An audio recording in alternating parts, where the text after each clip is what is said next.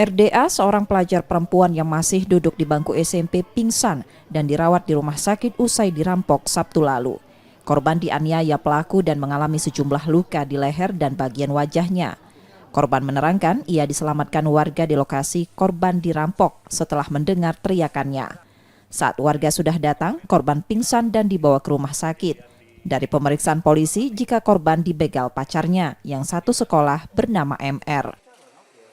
Motornya ini motor metik ya, jadi kuncinya diambil dulu dari si korban, dibawa. Motifnya apa, Bang? Motifnya ingin memiliki barang itu, motifnya. Kalau untuk nomor yang WA korban, Bang, pakai nomor yang diketahui oleh korban apa gimana, Bang, pelapornya, Bang? Ya, diketahui oleh pelaku dan korban diketahui. Berarti nomor itu nomor benar dipakai dia, Bang? Ya. Bang, antara korban dan pelaku ini pacaran apa gimana, Bang? Enggak. Atau teman sekolah aja, Bang? Dari interogasi kita tidak ada pacaran, dia hanya teman aja. MR kemudian ditangkap unit pidana umum Polrestabes Palembang di kontrakannya. Pelaku membegal korban dan sempat membawa kabur motor dan handphone korban.